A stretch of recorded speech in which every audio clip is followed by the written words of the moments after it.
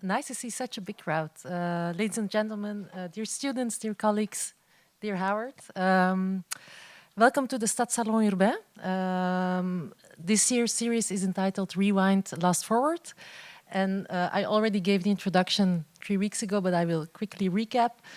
So we want to take you on a journey of how our physical surroundings encapsulate the culture, the values, the norms of past societies, and how they shape our identities and experiences. My name is Stefanie van de Voorde. I'm affiliated with the Department of Architectural Engineering of the Vrije Universiteit Brussels. And I'm also a board member of the Brussels Center for Urban Studies, who is organizing this thing together with Brussels Academy and also with the help of Beurs-Schouwburg, of course. So I have the honor of curating this series this year, but I also I'm also very grateful for the help of Lena, especially David, Bas also, who could not be here, Snow as well, and all the other colleagues I now forget to mention. My apologies. So just 3 weeks ago, we kickstarted this series with a superb lecture by Barnabas Calder. He was introducing the intriguing concept of form follows fuel as a new paradigm for architecture and architectural history in the 21st century. If you missed it, the loss is yours. It was really a memorable evening, but no worries. I just discovered that recording of the lecture is already online on the Vimeo channel of the Brussels Center for Urban Studies, so you can also have a look there. But let's talk about today. We are privileged to have Howard Davis here as our esteemed guest for the second lecture in this series. And his work has really profoundly shaped our understanding of how the built environment is conceived, is constructed, and how it reflects the intricate tapestry of our societies. Howard Davis is professor of architecture at the University of Oregon, where he teaches design studios and courses in the social and geographic context of architecture. He has a remarkable portfolio, including the book The Production of Houses, together with Christopher Alexander. He also wrote Living Over the Storm, Architecture and Local Urban Life, and also Working Cities, Architecture, Place and Production. And he's also the editor of the 4-volume reference work on vernacular architecture. So a lot of things I'm now omitting, but these are some of the important things, I think. But in this brief overview, I intentionally omitted one book that holds a special place in our exploration today. That's this book, The Culture of Building, originally published in 1999. And it's a really influential work, a cornerstone, in which he unravels how the dynamics of buildings, how they are conceived, how they are constructed, within a social and economic system. And that is what he calls building culture. And in my own work and teaching, this concept is really crucial. Actually, I told it to you today in the lectures, the course I teach on architecture and construction history to first bachelor students in architectural engineering. The very first lecture they get, I show a slide with the cover of your book and then the definition of a building culture. As the system of people, relations, building types, techniques and habits in which the design and building process are anchored. And I think that's really crucial for students to understand that architecture, construction and urbanism really go beyond the physical structure and stylistic aspects and so on, but that it's really about the people involved, the architects, engineers, contractors, but also craftsmen, insurance companies, bankers, government officials, and so many more. And you really unveil that complex web of relationships that really define the built environment. And moreover, in its essence, it's not just a historical account, this book, but it's also a manifesto advocating really for a shift in our approach on the built environment, that it challenges us to envision cities as living entities that are shaped by history, by culture, but most importantly also by people and the relationships between them. So tonight, Howard will revisit this timeless work. There are a few important messages that really, I hope, resonate with you today. So without further delay, please let's extend a warm welcome to Howard as he will guide us through this evolving landscape of the building culture. Thank you very much. The floor is yours.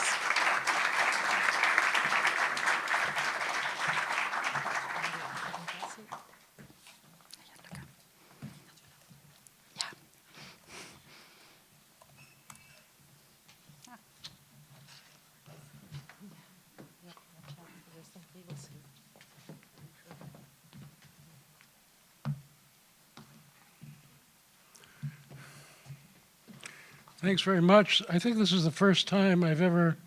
Can you hear me okay in the back? I think this is the first time I ever gave a lecture in a bar, but there's a first time for everything, so welcome to everyone. I'd like to begin by thanking Stephanie van der Voorde and her colleagues for the very kind invitation to speak, and to Stephanie for that really nice introduction, and to Lena Imeraj for taking care of many of the arrangements.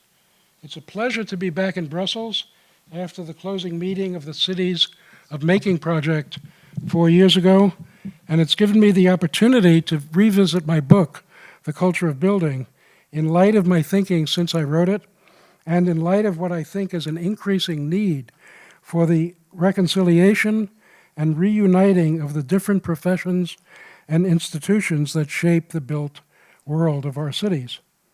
Also, I know that there's a variety of disciplines represented here in the audience, including those dealing with the city and urban design. I'll be talking about both buildings and cities, architecture and planning, and urban design, as I think those professions have developed unhelpful boundaries between them and need to be thought about within related theoretical and professional frameworks. This painting of Venice by Canaletto appears in my book, and I still make a point of visiting it every time I'm in London. It very much represents what the book is about, and that is the relationship between the activity of building and the world around that activity, and the ways in which the various elements of the building culture may connect with the built world. Canaletto was, of course, known mostly for his paintings of Venice, but he also has many wonderful paintings of other cities. What I often focus on in his paintings is the way in which the ordinary and the monumental sit together in the world, but this one does even more and speaks to how that world is actually formed, or at least was formed in history. My book, The Culture of Building, which this lecture is about, emerged very much of my own history. I grew up in New York and spent many of my days off from school with my father, who was an electrical contractor. With him, I visited many ordinary places in the city, like the basements of apartment buildings, restaurant kitchens, working men's lunch counters, and the back rooms of electrical supply houses. Looking out from the passenger seat of his truck, I wondered at how all the very ordinary buildings I saw could possibly have been built. After achieving 2 degrees in physics, I studied architecture as a graduate student at Berkeley. One reason I chose Berkeley was that Christopher Alexander was on the faculty.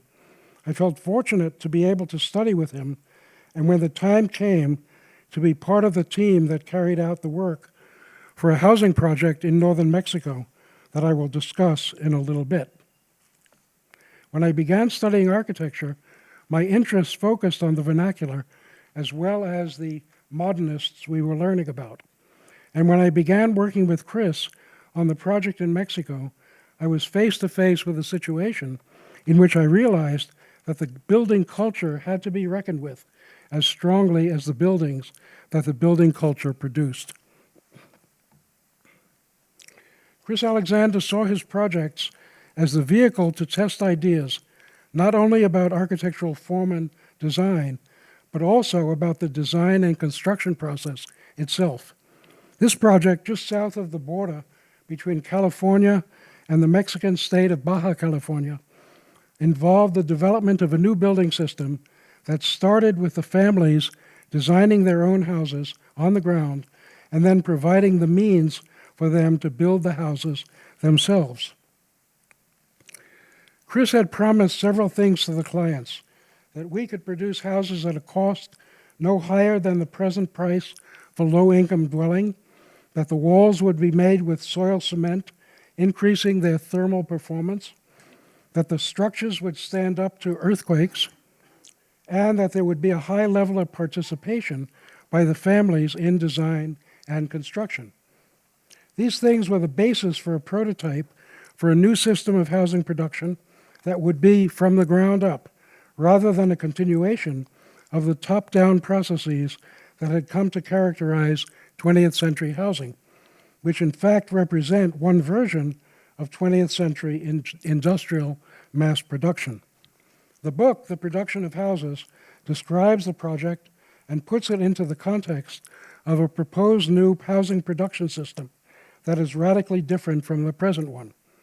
This new system deals not only with architecture and construction, but also with the organizational and financial contexts within which building happens. In order to allow houses to be different from each other and for the design to be individually determined by their families in real time during the process of construction, several larger scale frameworks were present. First, the layout of each house was determined by the family who was going to live in it, following only a common set of spatial relationships, but not common plans, room sizes, or room shapes. So this meant that all of the houses were different from each other. Excuse me. Second, the families themselves participated in the construction of their own houses in order to keep out-of-pocket costs down. In order for them to do this without construction experience, the building system included a mortarless technique of assembling soil cement concrete blocks along with lightweight concrete ceiling vaults that spanned rooms of a variety of shapes and sizes. The exact plan, the shape of the vaults, and the size and position of openings were all determined during construction. I went a little bit too quickly. We did not start designing construction of the houses immediately at the start of the project because we had not yet finished the development of the construction system itself. To develop the construction system, we built a series of experimental buildings with the idea that they would act as our headquarters and as a builder's yard that would serve subsequent development done according to the procedures that we were inventing. Third, the loan amount was determined by the exact size of the house, which itself would only be known during the process of house layout on the ground. So this meant that the bank needed to agree to make the loan of a certain amount only after work on the site had begun. Fourth, a system of materials distribution was connected to the loan amount that allocated a precise amount of materials and no more to each house for each construction operation. Fifth, approval by the building authorities was based on an agreement to build with typical details rather than on a set of working drawings prepared in advance of construction. These included soil cement blocks that could be accurately stacked without mortar, lightweight concrete roof vaults that allowed adjustment of the three-dimensional shape of the room during construction, and the ability to shape and the ability to place windows as the project was proceeding. And finally, a builder's yard was conceived where blocks were manufactured, windows and doors made, and expertise available, intended as a prototype for a similar facility that might sprout up in every neighborhood, providing a means for ordinary people to easily connect with expertise and resources, including the revival of the profession of architect-builder. In this way, our knowledge and expertise would be shared over time. These features of the design and construction process emerge from the basic idea of the need to make a comfortable house suited to the needs of the family within the context of self-building and user control over design. But of course, these features were unusual and not part of the standard systems of housing finance, building regulation, or construction cost control for housing projects designed by architects and built by construction companies. The project was a mixed success. The builder's yard that incorporated houses for the members of the team was built. A cluster of 5 houses was built, and the families were pleased with them and changed them over the years. A local concrete block manufacturer began to produce a version of the interlocking blocks that we developed and made. A few lightweight concrete vaults were made on other houses in the neighborhood. But in the end, the project did not continue after we departed, and I think one of the reasons for that was our own lack of respect for the existing building culture in that part of Mexico, even as innovations were being introduced. At that time, the standard system of building houses in Mexicali had 2 possible variants. The first was a system of self-building that already existed in neighborhoods like the Colonia Orizaba, which is where we were located, where our project was located. In this system, a family acquired a house lot from the state land agency and would either build the entire house themselves or hire a builder for all or part of the construction. In this system, architects were not involved, and the family would have a lot of control over what was built. There were typical construction techniques: concrete blocks, bricks, flat concrete roofs supported on horizontal beams, windows and doors manufactured locally. This system was understood and constituted an effective building culture in the city. It is a variant of similar systems that exist all over the world. The second was a system that produced larger developments, often designed by architects and constructed by builders who had access to capital and could manage projects with multiple identical dwelling units.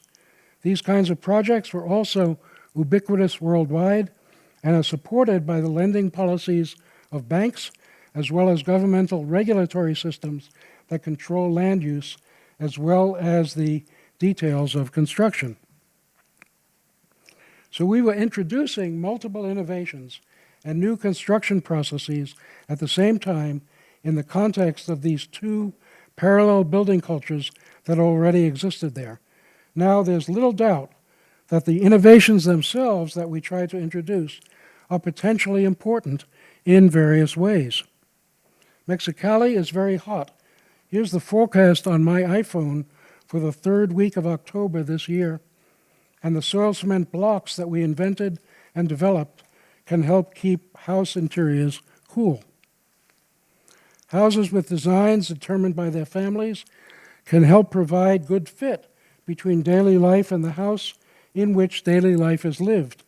Building details that are simple and understandable allow people to readily participate in the construction of their own houses and lower the necessary cash outflow. These are all worthwhile goals and usually not achieved or even attempted with the current systems. My own explanation for why the project did not continue is that we did not pay sufficient attention to the prevailing culture or cultures of house building in the city. Within these cultures, after all, basic housing needs were being met, even if the houses themselves fell short. There was widespread knowledge of how to build. There were functional systems of materials procurement and distribution. There was the ability for families to build within their means. If banks or building officials were involved, they knew what they were looking at. Our own innovations were arguably important, but it also may be the case that we introduced too many of them too fast and too completely, so completely that they obscured and neglected what was already there. I believe that if we had introduced innovations within the context of the acceptance of the existing building culture, the project might have achieved its goal of more houses and a more radical cultural transformation, even if it took more time. Partly due to my experience with the project, in the following years I became interested in the idea of a building culture, the system of knowledge, rules, techniques, and human associations that define the activity of building in a particular place and a particular time. Reflecting on the project, I came to realize that the form and reality of most buildings and of cities comes about not by architects or urban designers alone, or even by architects and urban designers and buildings and builders working together, but by the building culture as a whole. Excuse me. So in addition to architects and builders, this culture typically includes bankers, building officials, engineers, urban designers, zoning officials, fire marshals, materials suppliers, insurance companies, clients and users, and many other players, each with their own knowledge, rules, and expectations, working within their own disciplines. The building and city are the physical products of this culture. This is true in any place, and in Mexicali in 1976, it was true for both situations mentioned above, the developer-built house as well as the self-built house that may be helped by individual builders or craftsmen for hire.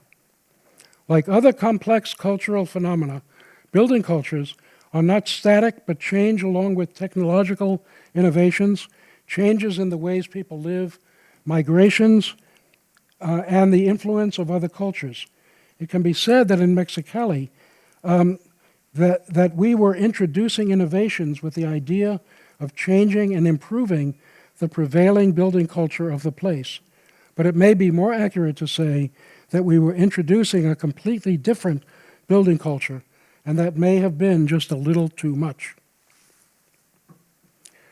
I wrote The Culture of Building in the first place as a way of developing an understanding of how the architect fits into a broad system of production. It includes their jobs, the form of the relationships among them, the knowledge they have, and the processes, procedures, and language they use. It evolves over time, it may have differences from place to place, and it produces characteristic buildings and environments. The book combines history, theory, as well as Stephanie mentioned, advocacy.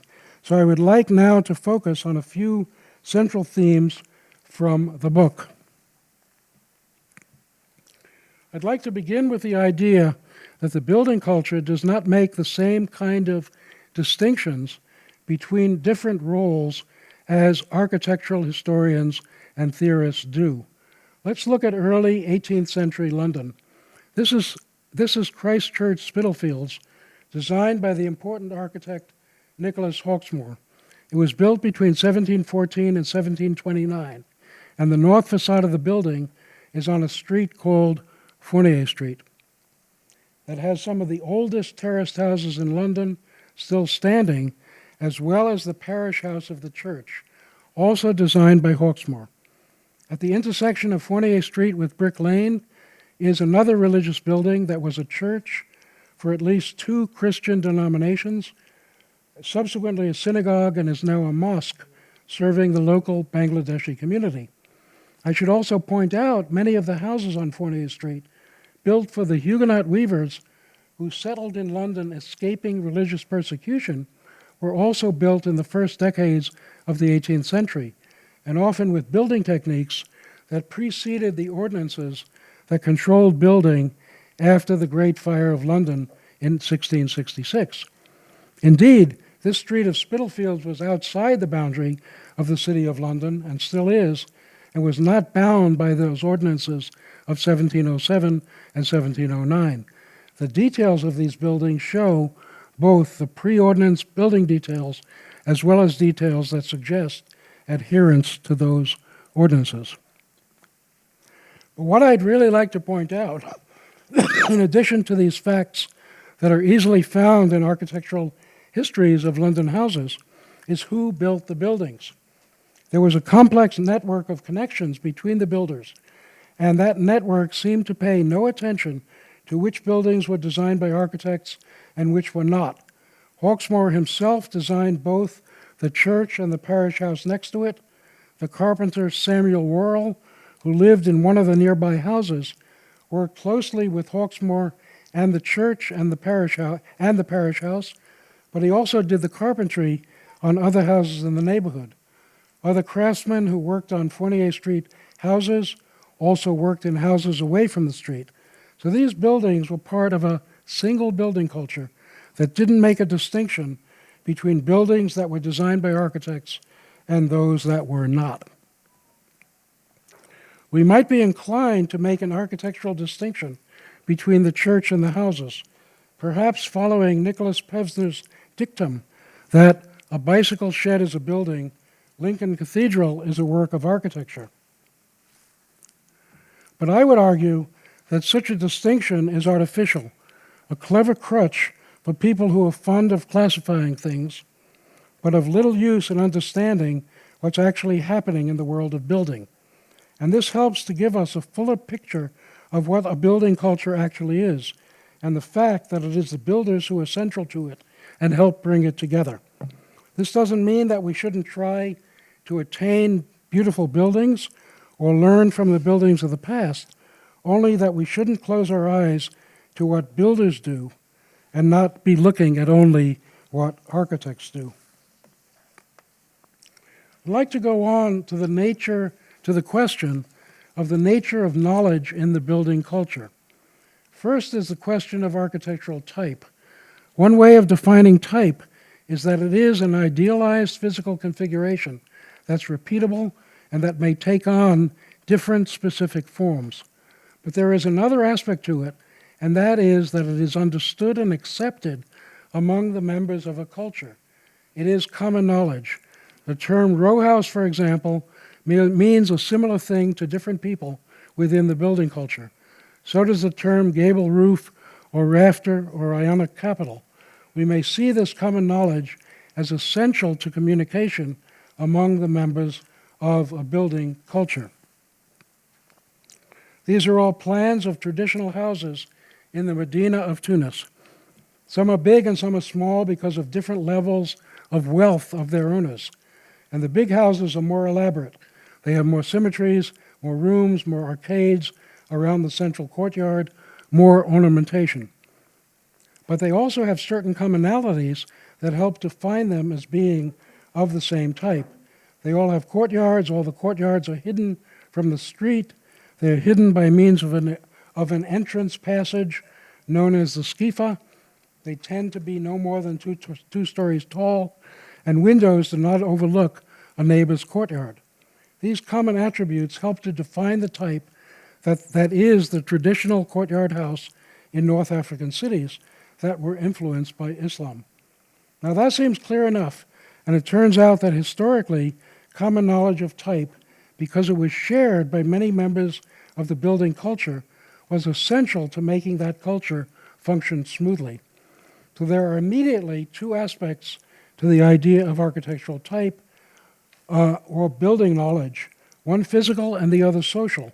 One is that of an idealized physical configuration, and the other is its recognizability and acceptance within the culture in which it exists. But what happens when this common knowledge disappears? The form of building culture, the form of building knowledge has changed over time, and this change has been intertwined with the change in the building culture itself. That change reached its zenith in the 19th century, and one way that I understood it is through an examination of how building contracts changed over 300 years. The study of historic building contracts sounds like a boring and overly technical subject, since the forms of building contracts are largely assumed and seen merely as instruments to guarantee that the will of the client expressed by the architect is carried out by the builder. But in fact, the contract is central to the way the building culture operates.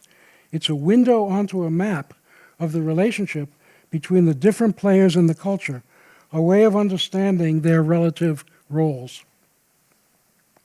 This building contract from 1510 is for the construction of a house in London. It contains 453 words and no drawings or explicit specifications. There are few dimensions and only minimum explicit statements of what the builder was expected to do. The contract does include the word house, a word that would not be included in a contemporary contract, even if it is for a house. Contemporary contracts, at least in the United States, would likely use the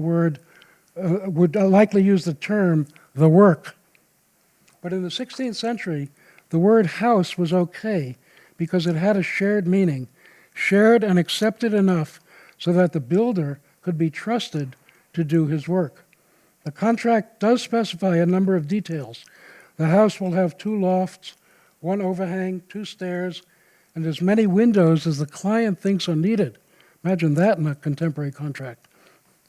It includes the length and width of the house, as well as the fact that the house frame was to be prefabricated in Kingston upon Thames and then transported to its London site, presumably by boat, to be erected. And that's about it. So if a type is a formal configuration that's shared and commonly understood, in 1510 London, that understanding, embodied simply in the word house, was strong enough that it acted the way that a full set of drawings and specifications would act today. What the less explicit building contract allowed was the craftsperson to exercise their skill and creativity with only minimum specification of the building. The shared cultural knowledge of type was the controlling instrument rather than the detailed drawings and specifications. Here's an early 18th century building in England that some friends showed me a couple of months ago. I don't believe that the bricklayer made those pointed arches based on drawings done by an architect. I don't know, but I don't believe that that's the case. My guess is that the arches were based on his own idea, perhaps following a brief chat with the client. The decision was made possible by a combination of the bricklayer's skill and an understanding on the part of the client that it was quite normal for bricklayers to do this kind of thing. Over time, the shared understanding between craftsmen and other people got weaker as the specialization of individual professions got stronger. This can be seen through a comparison of specifications or a look at the increasingly detailed drawings that came to be a part of building contracts. The specifications got longer and more specific. The drawings multiplied in number and got more precise. By the end of the 19th century, the amount of paper was enormous. I know this from a study I did some years ago of a modest-sized structure built between 1891 and 1894, a rich man's private club in New York, designed by what was then a prominent New York architectural firm, McKim, White. I spent about 6 weeks looking through all the correspondence for this building in the firm's archive. Letters, contracts, bids for work and materials, drawings, specifications, all of the things necessary for communication between the architects, contractors, and materials suppliers. And I estimate that in this time I handled about 6,000 pieces of paper. Admittedly, this is a bigger building than a single house, but there seemed to be little, if nothing, that was not written down in an explicit manner.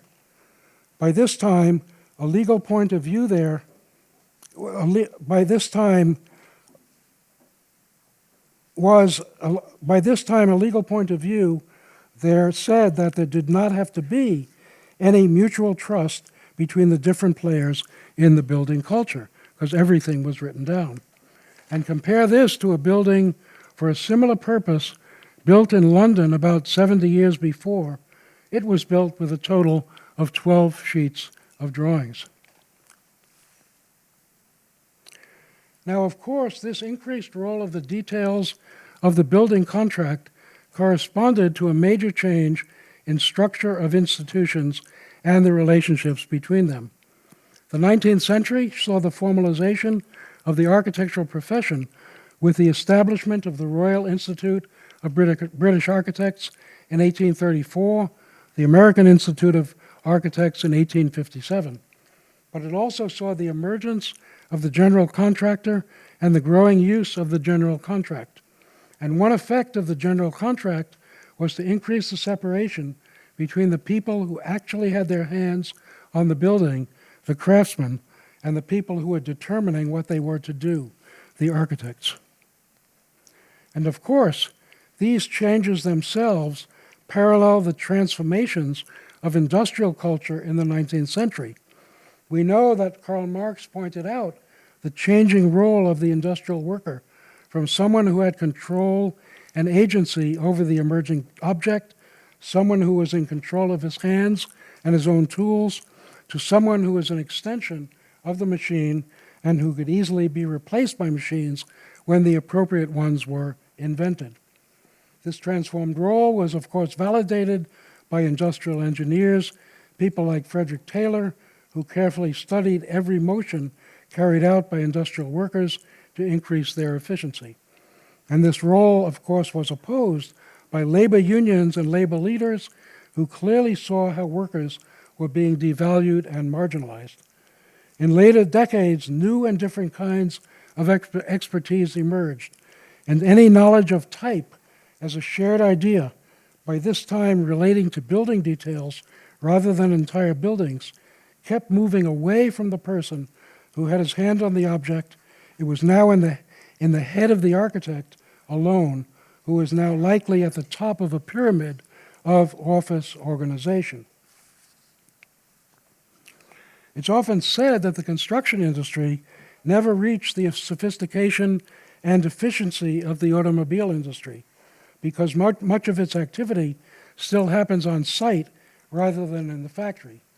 But this is only partly true, and the construction industry has learned a lot from other forms of manufacture. With many buildings today, the removal of expertise from the traditional position of craft means that the act of on-site construction is simply the last step of what is essentially a sequence of factory-like processes. Today, to a large extent, the construction of a large building involves the installation of parts that are made elsewhere in factories rather than the shaping of parts on site. So in buildings as well as manufactured objects, much decision-making is moved upstream, leaving the worker who produces the final product in the same kind of position as an assembly line worker in a factory. Like in industry, building knowledge has become more and more centralized, while a larger percentage of workers have less agency, less decision-making power, and less skill than workers in similar positions had before. This went hand in hand with the reduction and elimination of agency on the part of the building worker, agency once made manifest through craftsmanship. The vernacular was thereby transformed from hundreds of millions of individually crafted objects and buildings into identical manufactured objects. This happened as the expertise of the builder was distilled and abstracted into the expertise of the manager and engineer, who subsequently assumed power as a byproduct of having that expertise. This same transformation from the ability to have individual discretion to explicit rules that were applied in identical ways everywhere was also true of building regulation. So that's next. The development of building regulations over time is analogous to the evolution of building contracts, gradually transforming from the implicit and widely shared to the explicit, written, and understood more by experts than by most people in a culture. So now let's go back to the traditional courtyard house in North Africa. The urban history scholar Basim Hakim studied pre-industrial building regulations in historic cities in North Africa. He found how regulation, often emerging out of Islamic law, was handled locally and based on the immediate situation at hand, rather than through the imposition of an explicit standard. Here are a few cases in which decisions were local to the place and situation. The rules were locally applied based on immediate circumstances. Do not have a window looking into your neighbor's courtyard. Do not put your door directly opposite that of a house across the street. Build a skifa, an intermediate passageway, to guarantee that people on the street cannot see into the courtyard. Make the street wide enough so that two loaded donkeys can pass each other. These rules have basically to do with good neighborly relations and no more. There were no overarching numerical rules like setbacks or height limits or sun angles. And as with early building contracts, this common understanding was accompanied by only enough constraint on design to avoid problems in the immediate circumstance.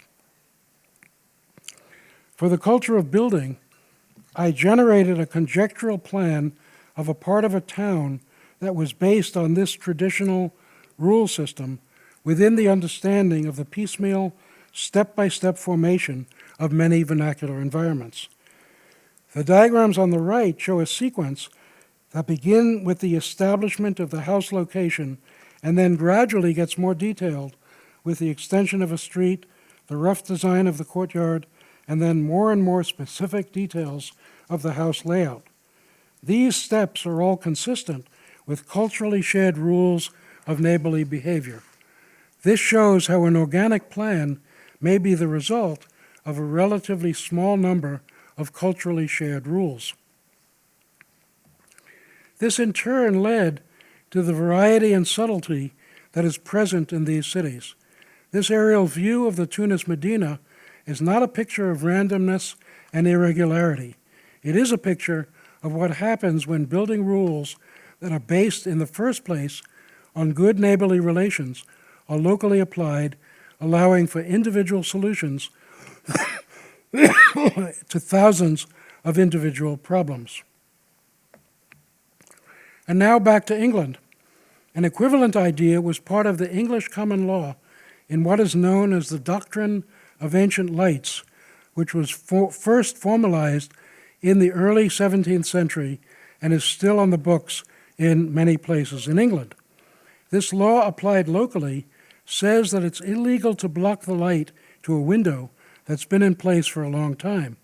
So a neighbor planning a new house, for example, even if that house is across the street, needs to respect the access of light to a window that's been in place for a certain amount of time.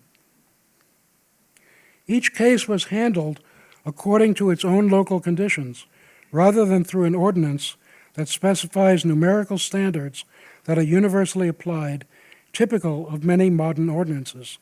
My work included the graphic reconstruction of specific cases by correlating descriptions in court cases with detailed urban maps at a scale of 1 to 1250.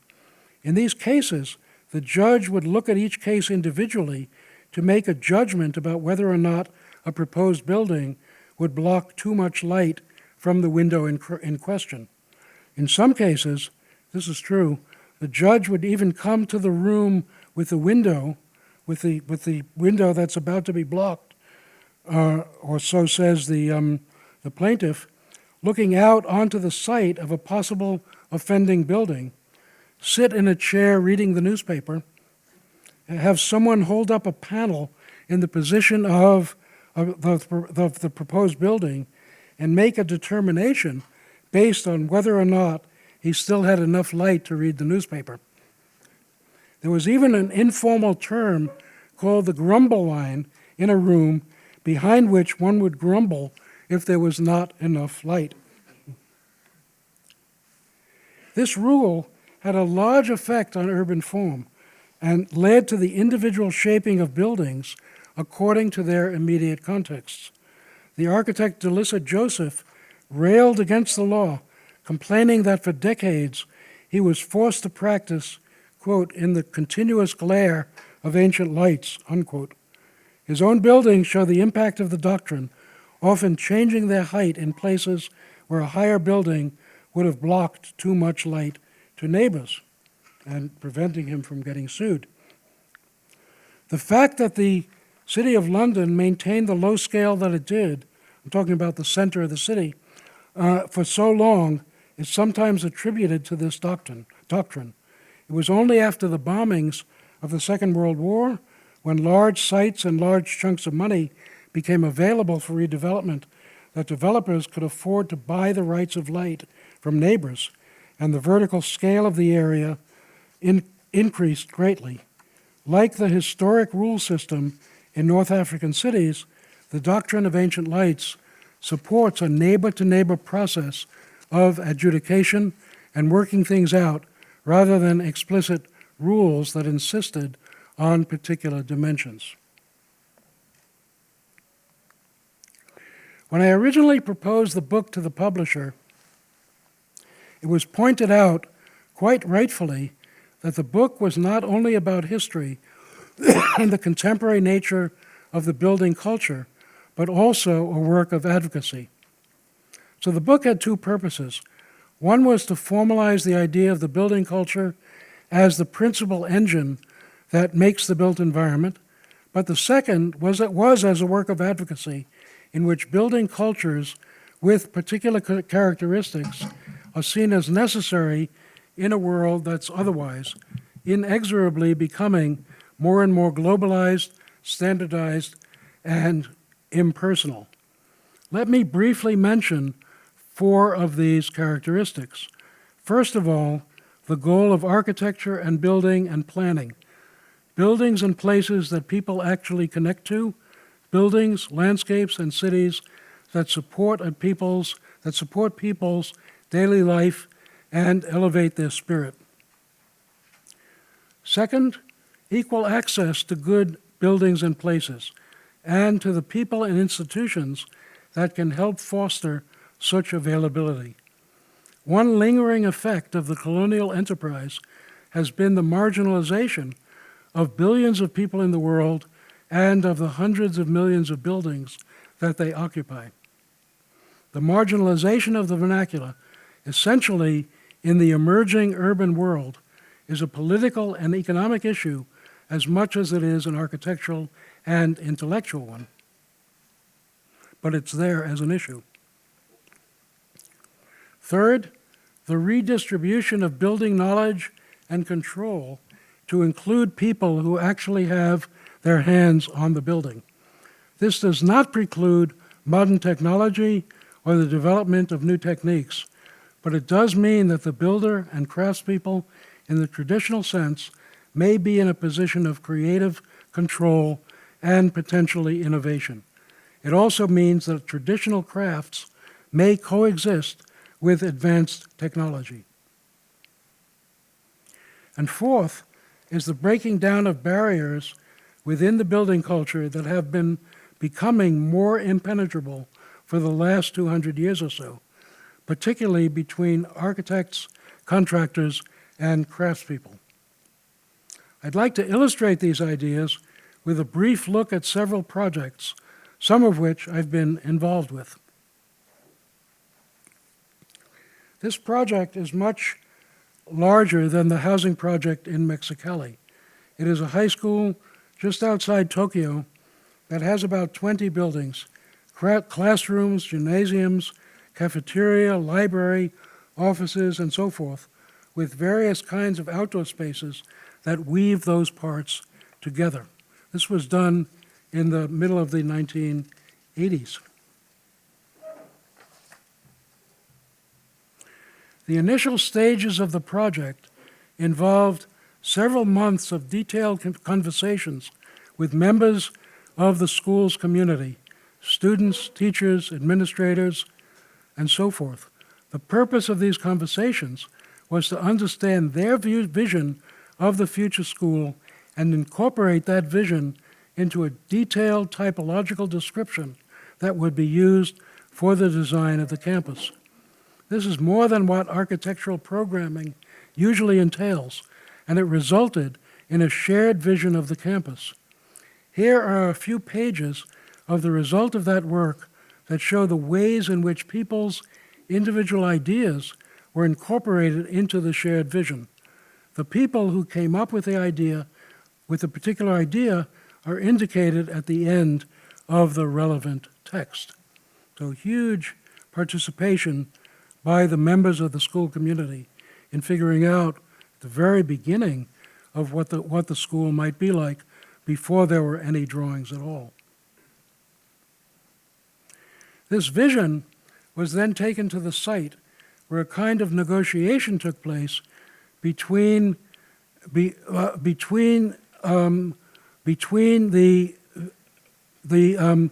vision and the site, right, that tried to respect both the vision that came from the members of the school and the actual potentials of the site. A model helped to determine the global layout on the site, and the detailed site plan was laid out directly on the land, moving between the typological vision, the land itself, and the emerging plan. So there was a very strong integration between programming, design, and the initial conditions of site and client. The construction arrangements were more complex. It was a large project and ultimately did require the participation of a major construction firm. So from one point of view, the split between architecture and construction was not completely healed. But from another point of view, there were various formal and informal changes to the contract that allowed for a stronger integration than usual between design and construction. The architect was on the site continuously, working along with the contractor and craftsmen in the development of details. Local craftsmen were employed, particularly carpenters and plasterers, working with traditional techniques. As much as was possible in that situation, the project represented a breaking down of the boundary between architect and builder. And Alexander went on to develop sample contracts that recognized the potential of projects that encourage these kinds of relationships. The next projects are at the urban design scale that build on the idea of local decision-making and show how large-scale order may be achieved with local and small-scale acts of design and planning. This project in the American city of Omaha, which I was involved with, involved the development of a planning process for the improvement of a black neighborhood that, like in a number of American cities, had experienced disinvestment and consequent urban decay. It was a complex project, but in a nutshell, its purpose was to figure out how neighborhoods could have control over money made available by the federal government for urban investment and improvement.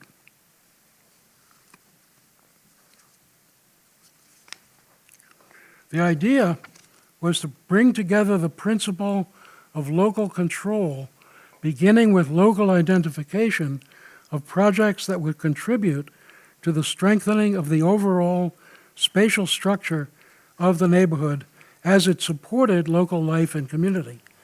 So it was, from one point of view, a bottom-up process in which the budget was allocated towards specific projects that were seen to have the capability of working together to improve the connectivity of the neighborhood and the concentration of local centers within it.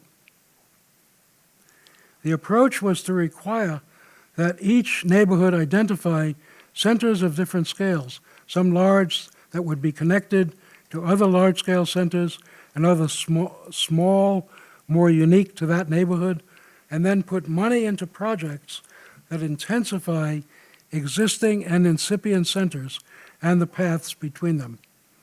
Each of the places on the map represents an existing center, some strong and some weak, identified by people in the neighborhoods who feel connected enough to them that they feel they are deserving, that the places are deserving of the limited funds available for physical improvements.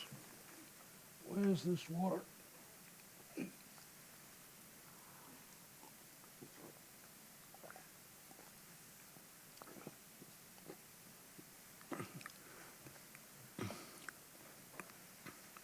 So this project is an example of how power and expertise in the expanded definition of the building culture may be distributed in ways that bring more people into that culture than only professional experts.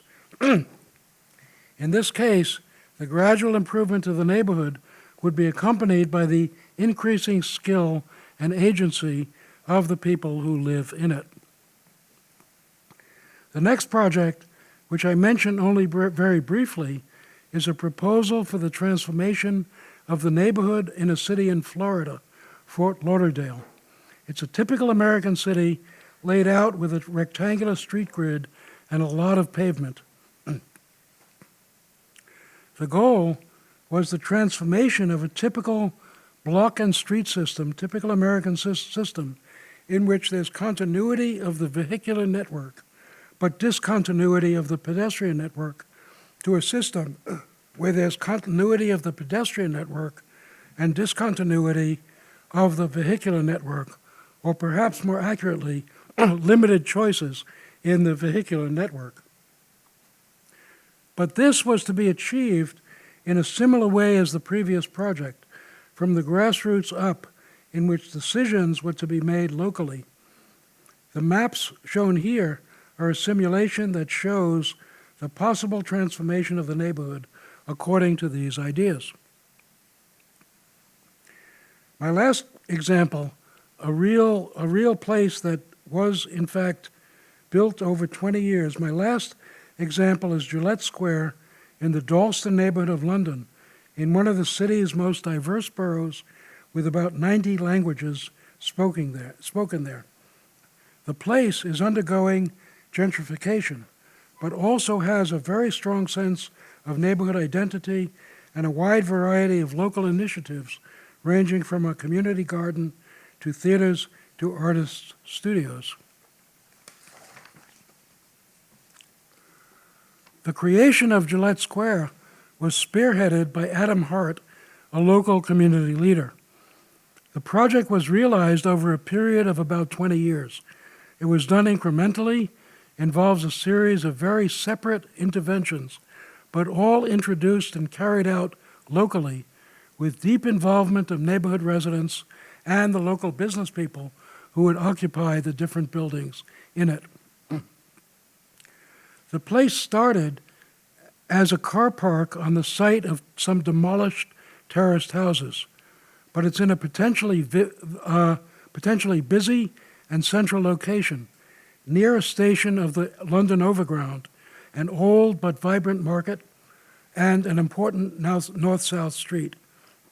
Adam Hart saw the potential of this place as a vibrant urban square, but one that's not exclusive, but inclusive of people of different economic levels, different ages, different ethnicities, different physical abilities. In other words, for everyone. The interventions included the renovation of a row of terraced houses on the adjacent street and the inclusion of outdoor access galleries that overlook the square to the upper floors of those houses, spaces that accommodate local organizations of different kinds. They included the construction of simple prefabricated buildings designed through a competition that were very small, that accommodated small businesses run by low-income entrepreneurs. They included the extension and conversion of an old garment factory on the site into a performance space that was occupied by a successful jazz club. And it included the simple paving of the square, which had been an unpaved lot and then a car park, into a place suitable for a variety of public activities, including performances. It included the retention of several trees, which you can see in the back of the lower picture on the right, and the construction of benches under those trees, providing a place so that the homeless people who frequented the place could continue to do so.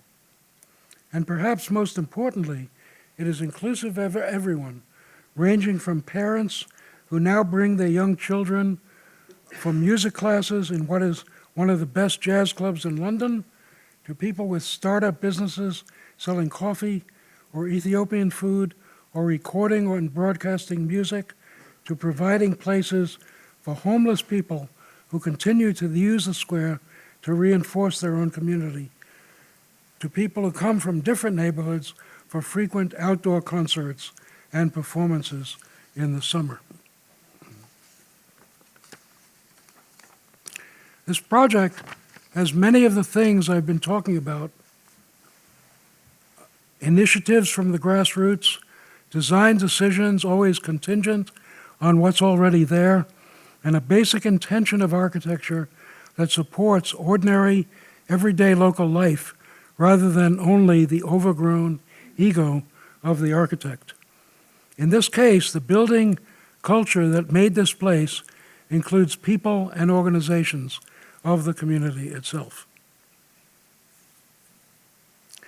I'd like to conclude by going back to the title of this lecture, Crafting the City. In The Culture of Building, I wrote about craftsmanship as a concept that's much broader than the use of simple hand tools operating on a piece of wood or stone. My definition of the word craftsmanship has to do with a particular set of relationships that may apply to hand tools, machines, or even contemporary ways of production, including those in the emerging digital world of fabrication. It has to do with the reciprocal relationships between thought and action, the relationship of control to the thing that's being controlled, and ultimately to a way of being in the world that keeps people at the center. This requires maintaining the human connection between the making and what it is that's being made, and the ability for human judgment to be present along with the innovations of technology.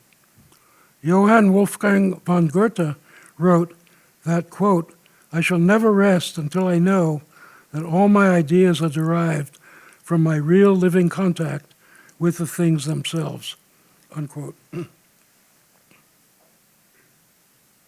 Where's my thing? What I've tried to say about responsive and responsible building cultures is strongly connected to this idea of craftsmanship directly connecting people with the thing being made. A city is not a random collection of objects and spaces, but has an order that is the product of human agency, excuse me, and it fundamentally affects and shapes human lives. The question is who makes the city, and how can that making be organized professionally and politically so that it is an accurate reflection of people, how they want to relate to each other, and how they want the environment around them to support their lives. Thank you.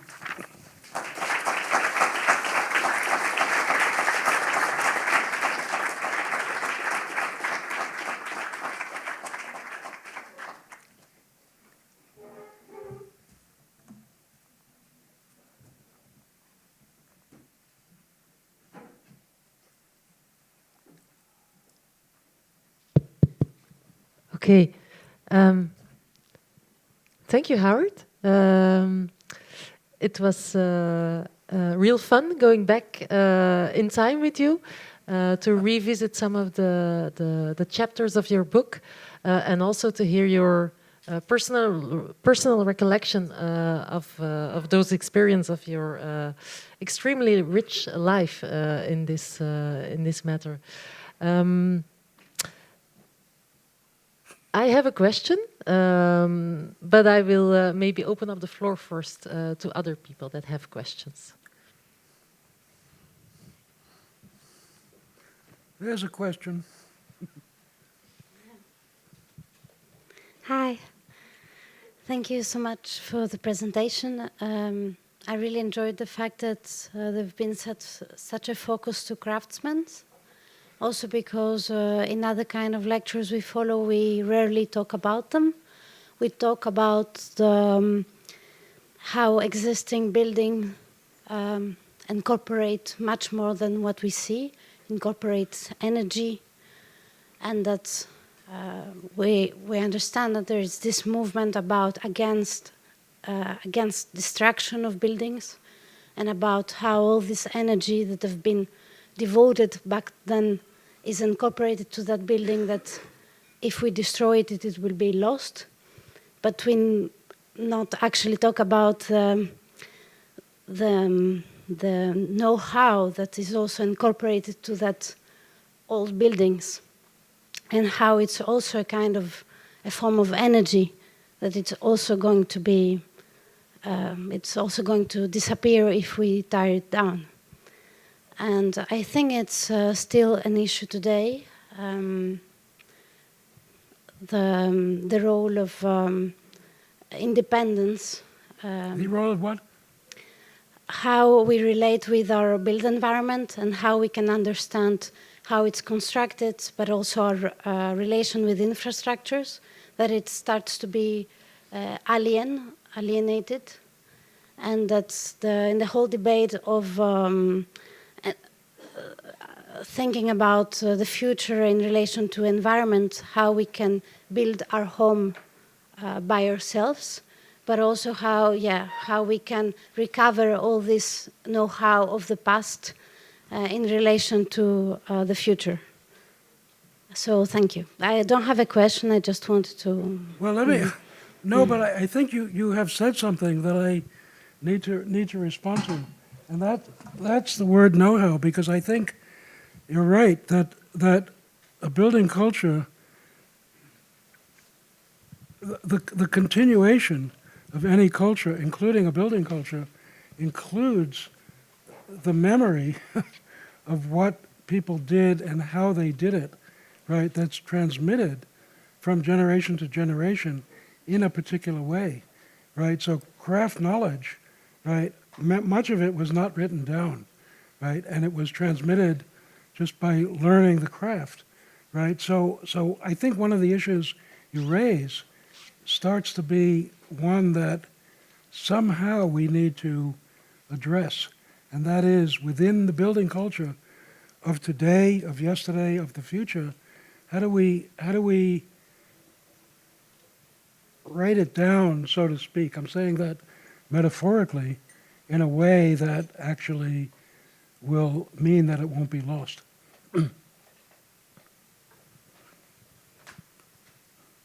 Other questions or comments?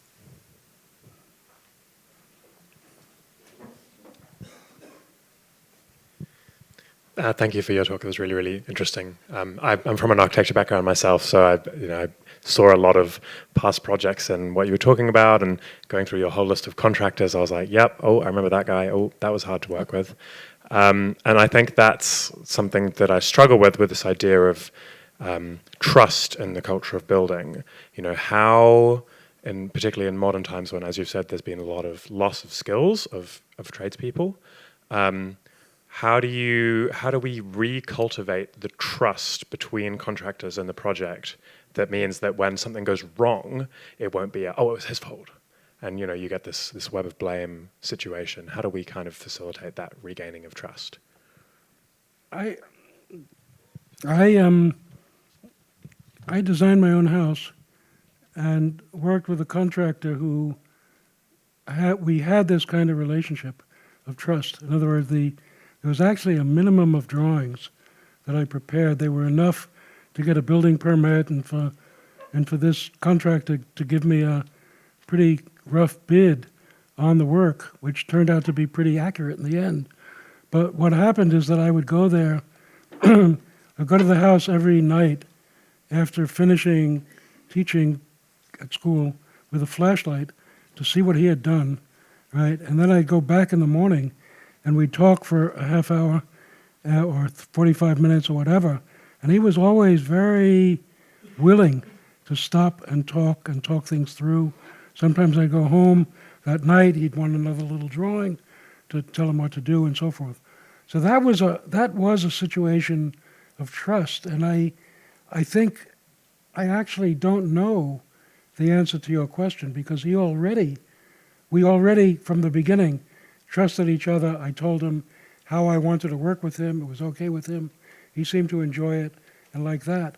I would say that the way to do it is starting at the bottom, right, and developing situations where that actually is a workable situation. I mean, we are in a situation today where, this little house that cost, it's really among the smallest projects that you can have.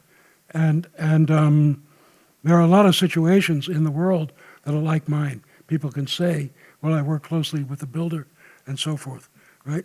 But I don't think the way to do it is to just write a contract that reflects all this trust and have everyone sign it. It's going to have to develop very slowly. It's going to have to develop through working together, showing that it's possible, and gradually working your way up. I also don't believe that it's necessarily the case. Well, let me put it this way. I don't think that large projects are going to disappear from the world. And I also believe that in large projects, I think it's inevitable that there are going to be contracts that are legally binding and that are very, very explicit in terms of what the building is. But I would like to imagine that even within some of those projects, there are opportunities for relationships between the designer and the builder, which do actually depend on trust, right? So it's not one answer to the question. And I also, as I say, think we're not going to be getting away from very large projects anytime soon. I don't know if that helps, but Maybe if I may ask a follow-up question, large projects, do you then mean large in terms of number of people involved, and then the more complicated or complex the relationships become, and not really the size of the building? well, I mean, take a big hospital, for example. I mean, yes, you want to talk to the staff, you want to know everything about the processes of the hospital that are going to affect its design, right? But the specifications, the drawings, for something like that, really need to be pretty specific, pretty fixed, pretty understood in advance. It's hard to see whether what I'm talking about would be relevant beyond having these consultations at the beginning that really have to do with the life of a doctor, the life of a nurse, and so forth, because that has to be there, right? But once we get into the building materials, and so forth, I think there need to be very, very explicit specifications. Does that answer your question? Or? Yeah, it does. Yeah, thanks. Other questions? A lot of questions over here. Hi, thank you so much for sharing with us this evening. This is a bit of an open question, but since you brought up the history of labor unions and labor relations and this distancing of builders from creative agency, it just made me think about, in the American context, how so much of the construction labor force is undocumented and disempowered in their ability to organize. I wondered, obviously you come from an architecture background, not a demography background, but do you have any reflections on that and the importance of labor organization and new forms of labor organization for reweaving this relationship? Well, I'm not an expert on American immigration reform. I do think it has to happen, but I also have huge amount of respect for labor at multiple levels. So I think that people who are really working in the construction industry, right, who are doing good work, I think they need to be accepted as members of the community, as members of the nation, if that's what the question is. I mean, yeah, okay. Well, I'm not sure. I think that immigration, right, as far as the U.S. is concerned, has been essential to the growth of the country, to the wealth of the country, and all of that. And I think that the efforts that are now being made to stop it or to keep out certain kinds of people, it's just, I think those are just plain wrong. And we need to have a policy towards immigration where immigrants are seen as important to the economy of the country. That's the only thing I can really say.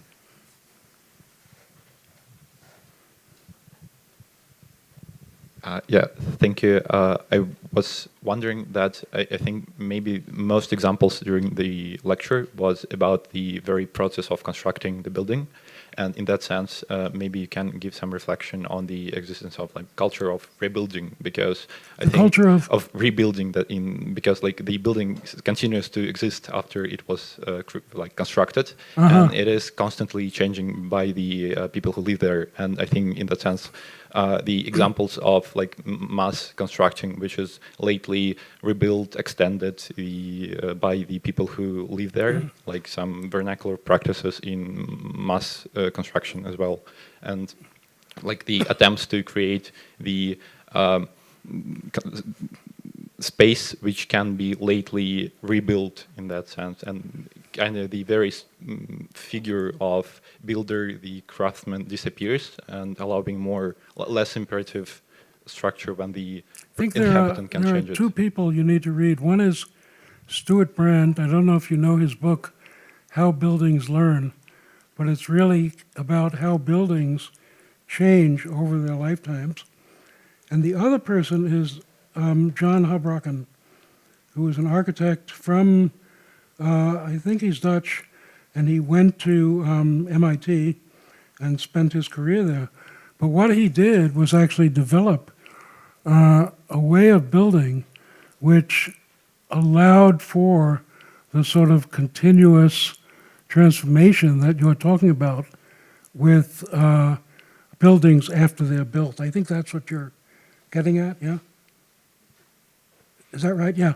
So I would look at his work also, because I think what he recognized is the need for the users of buildings as much as possible to have control over their environments, over their buildings as they live their lives in the building. And his work really, I think, is essential to that idea. So I don't know if that answers the question, but I think it's certainly what I'm saying is applicable to buildings after they're built, and maybe somehow even more so. Thank you for the talk. I'm really interested in what you said about advocacy and this idea of redistributing knowledge and control to people who actually build. And so I'm wondering whether in your own teaching practices you kind of engage with this. In what? In your teaching practices, with design studios, etc., with architecture students, if you engage with this reality of this distinction between architects and builders and the kind of often racialized, classed distinctions? I often set up projects, set up design briefs, so that there is the possibility for a student to actually build this in to their own project.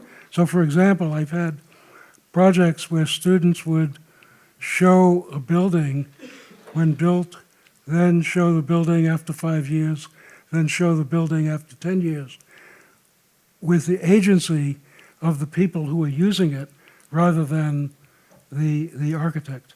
So I do sort of talk about this stuff a lot, and the students do buy into it and design at least some of their projects with this in mind.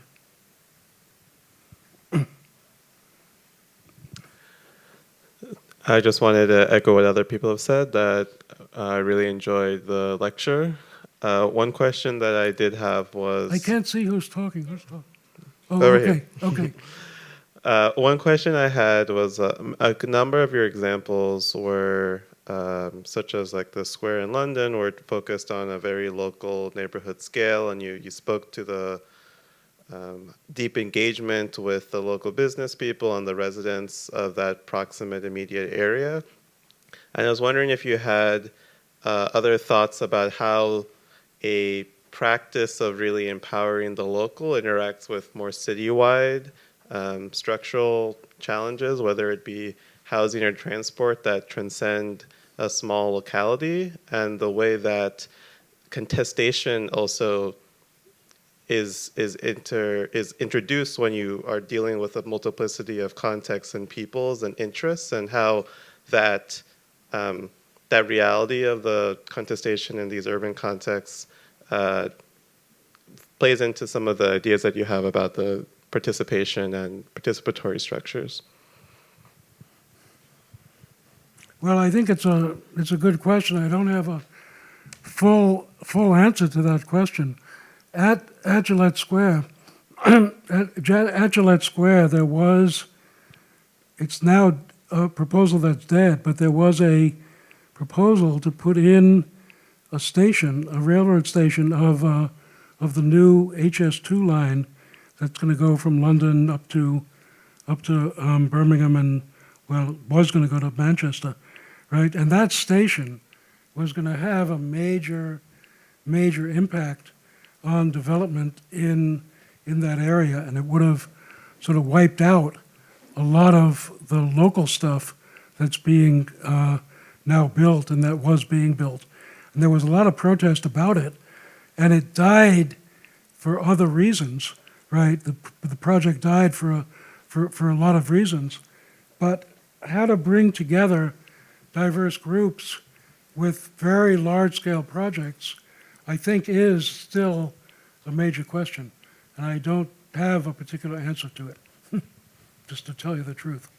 I mean, I think I think it would be good, though, to cite particular examples, because I think that with particular examples, it's easier to actually develop a strategy for involving local groups than it is to sit here and say, this is the solution to everything.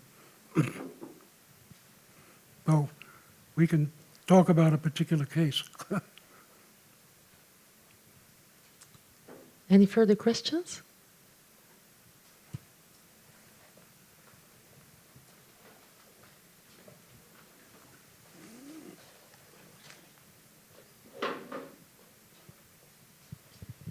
Thanks a lot for your talk.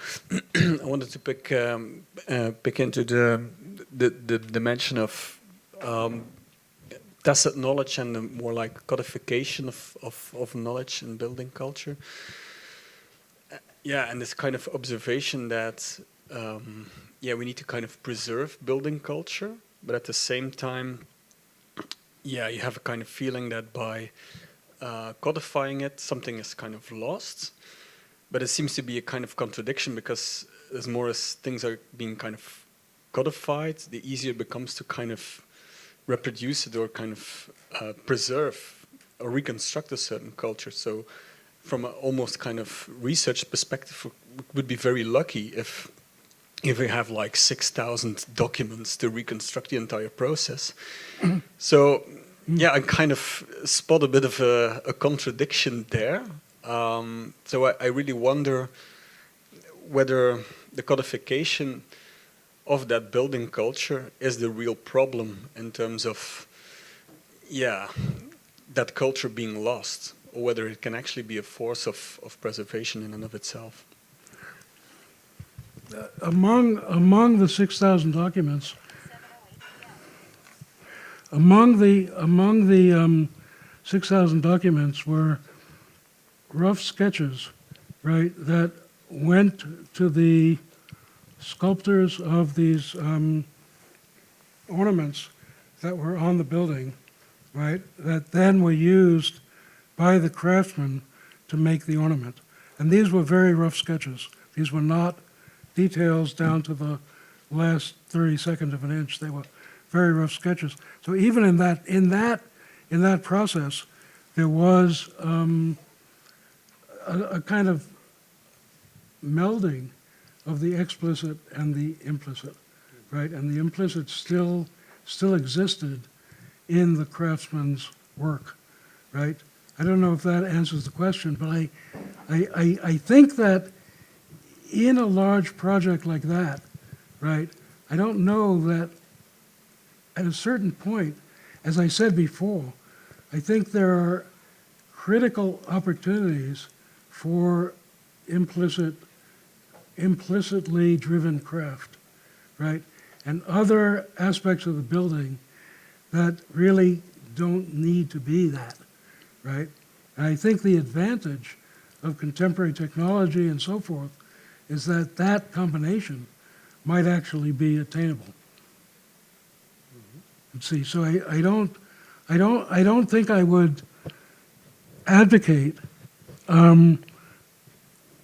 retention of an implicit rule system for every aspect of a project. I would certainly for things that are close to people, that are close to people's experience, and that might also enhance a craftsperson's own, his self as a craftsperson. So I am talking about a kind of hybrid. Thanks.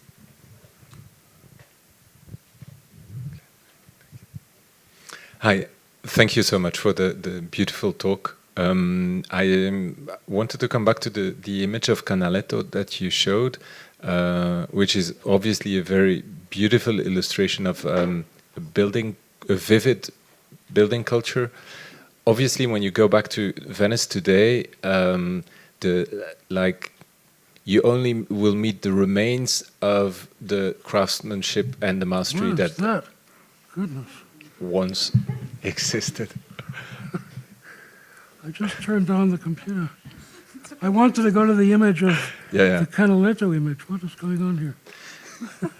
So. Okay, sorry. All right, thanks. So there obviously is in contemporary Venice still a community of craftsmen that are very active in mostly restoring the original buildings, but it's not what it has been, and you don't have that shared culture as it once was.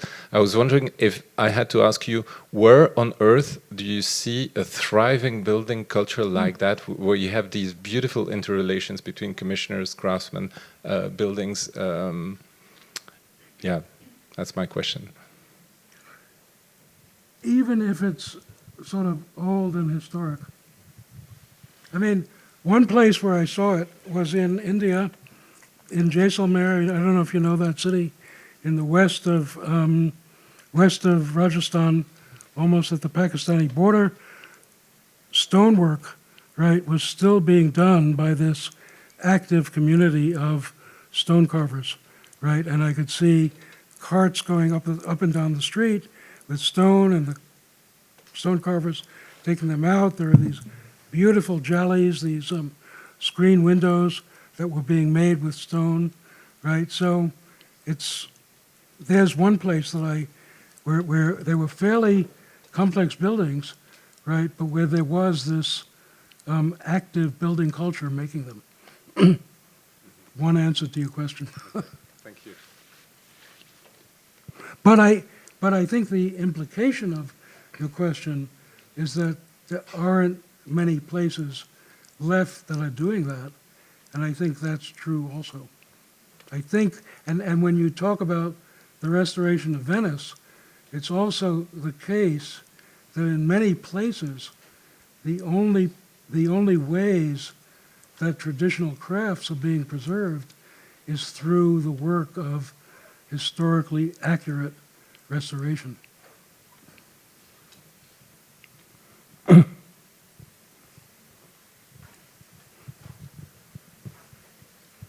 Hello. Thank you for being with us today. I'm curious if you have the feeling, or if we should have the feeling, that we are no more building human-scale cities because of the reason that we allow developers to build high skyscrapers and glass towers in the historical small cities. And when the old cultural heritage buildings are being collapsed, then we allow them to build their high towers. What can we call it, and how could you describe it? What type of building culture is that? Do I think that contemporary cities are problematic because they're out of scale with human existence? Is that the question? The answer is yes, to some extent, yeah. But I'm not sure that that's actually the whole question.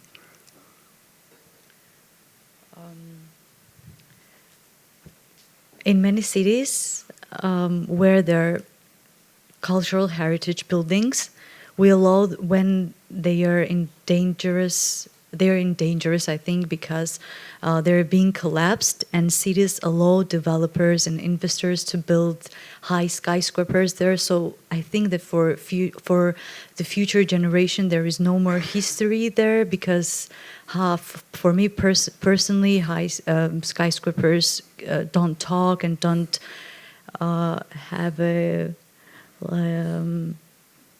influence on a urban design. So what type of building culture is that? How could you describe that? What I'm hearing actually is another version of the question about contestation that I wasn't quite answering, right? And that is that with historic properties, there's going to be a group of people who want to save them, and another group of people, not only the developer, who will be very happy to see something big go up for some reason. And I think in this case, I think it's a matter of two things. One is both sides of the argument need to be given space and time to make their argument, right? But I also think that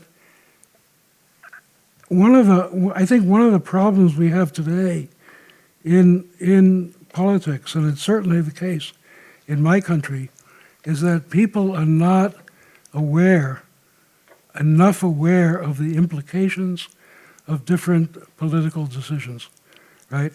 And maybe that's my own personal view, but I think there's much too much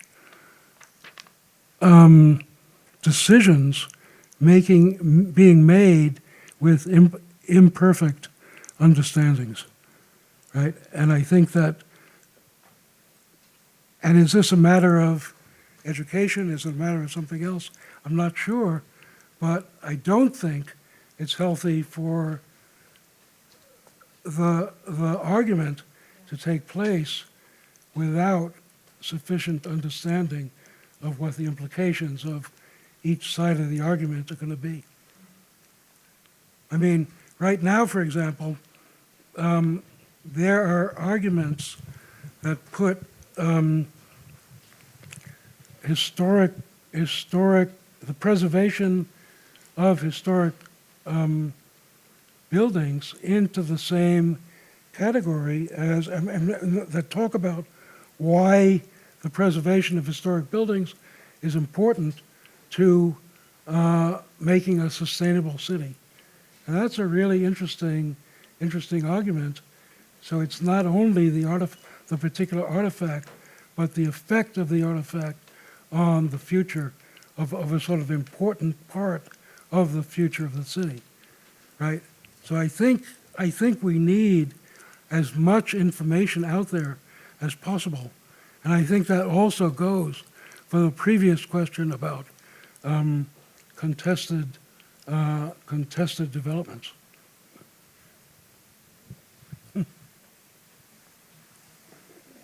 Question? So, following up a bit this discussion you were having, and thinking about circular economy initiatives, we were talking the other day about the restoration of an ex-historic building, and then we have been presented of 3 ways that this had been executed. And in This fact, had been what?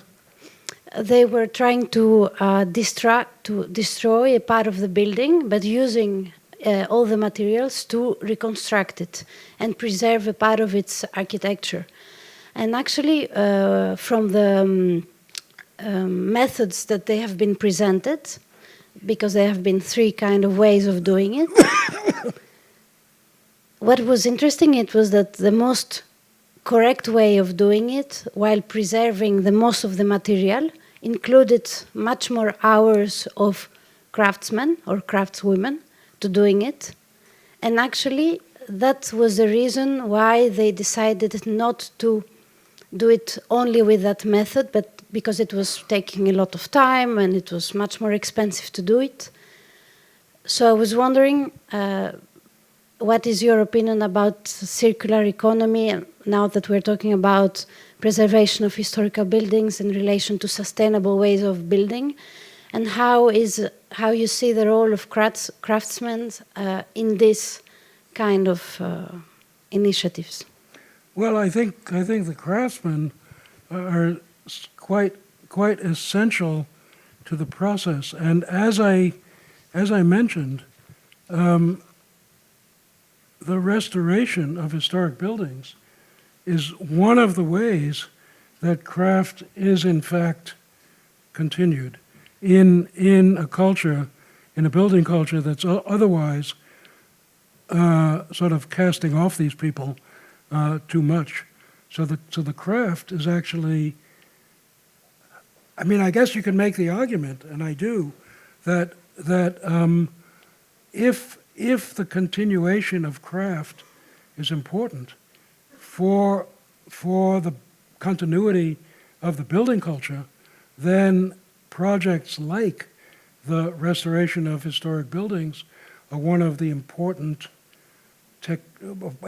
methods to actually make that happen, right? So that it's not only the building itself and the relationship of the building to its neighbors or the neighborhood, but it's also the ability of that action, that decision, to carry on a craft or a set of crafts that can justify the preservation and restoration of a building. But what I mean is that in the past, maybe in the past, the human labor was less costly, and nowadays it's not. So nowadays it's much more expensive to have someone to take brick by brick out and then put it again. So I was wondering, what is your opinion about this kind of sacrifice in relation to the economic system in which we are situated? Well, I was in Nepal. It's a good question, right? I was in Nepal some years ago, and I don't know if you know, but there are these on the third floor of many buildings in Kathmandu, which are brick and wood, right? There are these very elaborately carved wooden windows, beautiful, beautiful things. They project from the face of the building, and they're done by real craftsmen and so forth. You know, people who know what they're doing. Well, a lot of new buildings in Nepal are the same height, the same width, and so forth, but they're made out of concrete, and they've got metal windows, right? So they're quite different from these old traditional buildings. And the thing I was told was that one of these windows, right, one of these traditional wood windows would cost the same as one floor, a whole floor in one of these concrete buildings, right? So what do you do about that? I mean, I think the only thing you can do is to support as much as you can the rebuilding of those buildings, support as much as you can the craftsmen who are doing it, right? Until more people start to recognize the importance of it, right? What can I say other than do what you can to actually maintain the craft and support it, even if those windows are being done for buildings that turn out to be more expensive. I think it's still important to have their presence, and if there start to be more craftsmen who want to do them, who want to do that, the cost will start to come down. So the market ultimately is gonna determine what happens. So would you argue that this should pass to the hands of policymakers, for example, so that it can be more systemized? I'm saying that the support, just going back to the question of historic preservation and restoration, I'm saying that the support of those activities, of those craft activities, should be present, right? And there should be financial support for enough of those projects so that that craft is not completely lost, looking forward to the possibility that it might actually be revived. May I ask a provocative question related to this? You say that we need to maintain it so that it can to maintain the craft. That not enough people should be able to practice it, so that we can maintain it and that we can also preserve our heritage. But yeah, from somebody who's teaching heritage and monument care, it might sound strange. But shouldn't the building culture evolve as something dynamic that is not static? If we only want to maintain it to restore historic buildings, aren't we then preventing it from evolving? Well, I think we need both. I mean, in other words, I'm not necessarily saying that a craftsperson who is building with every building needs to do that, but something that's respected, right? A building, a way of building that's respected, right?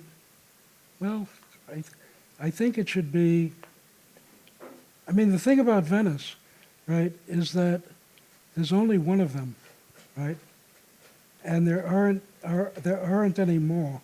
In other words, if we lived in a world where there were where the evolution, right, did not necessarily mean destroying an old historic district and building some faceless office towers, if that wasn't the case, I'd be more inclined to agree with what you're saying, right? But the fact that there is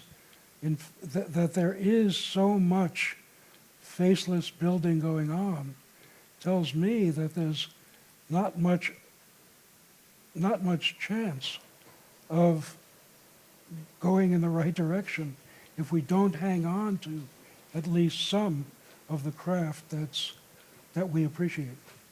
Yeah, and then deal with it or approach it as heritage itself, intangible heritage, that building culture becomes heritage on itself and not the means to preserve heritage.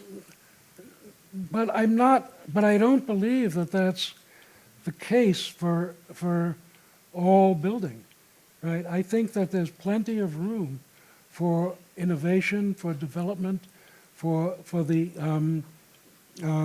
evolution of ideas, I talked about, for example, advanced techniques. I had a student who very early on in the whole digital fabrication thing invented this program to build prototypes of beautifully carved columns that he made on a CNC router, just with some computer program. And I didn't understand what was coming out of the machine was something really pretty neat, pretty wonderful. So I'm not saying that we should replace what you might call an evolutionary building culture, which I do believe in, as you do, completely with historic restoration. That's not what I'm saying. But what I am saying is that those traditional crafts do have a place in this big world where lots of different tendencies are controlling what cities are turning into. And there are some of them that I don't think it's one size fits all. I don't think it's only one thing that is a possible acceptable future. No, indeed, I agree. Okay. Yeah. Final question from the audience? Then, if I may, I have a final question from our speaker of 3 weeks ago, Barnabas Calder. He sent me a question for you. It's kind of a long one. So the prevailing model of substitution of current norms for ones which have or hope to achieve somewhat lower carbon, clearly isn't achieving the radical carbon reductions and ecological improvements required to avoid disaster. What role do you think there needs to be for compromise, for example in the US or Europe, of what we currently see as normal standards of comfort and amenity? And if we do need to compromise, how do we make that widely desirable or at least acceptable? I have to say that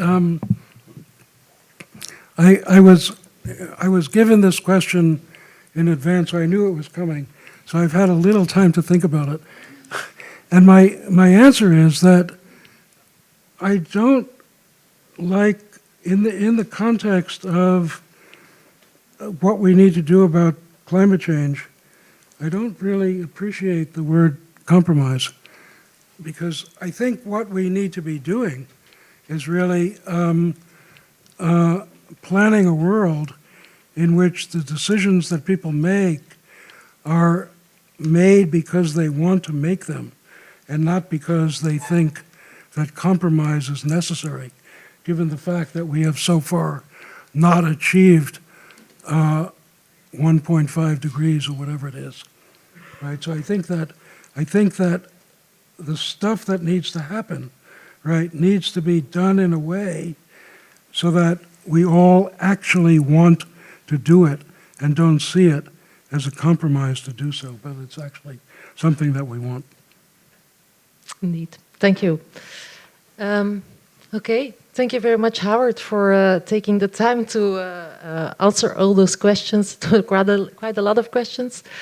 The only thing left for me to do is to welcome you again here on the 1st of March. So it's the next lecture is quite a long time from now.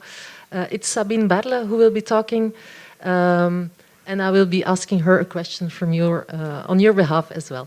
Thank you very much, Howard. Great, thank you. Thanks a lot.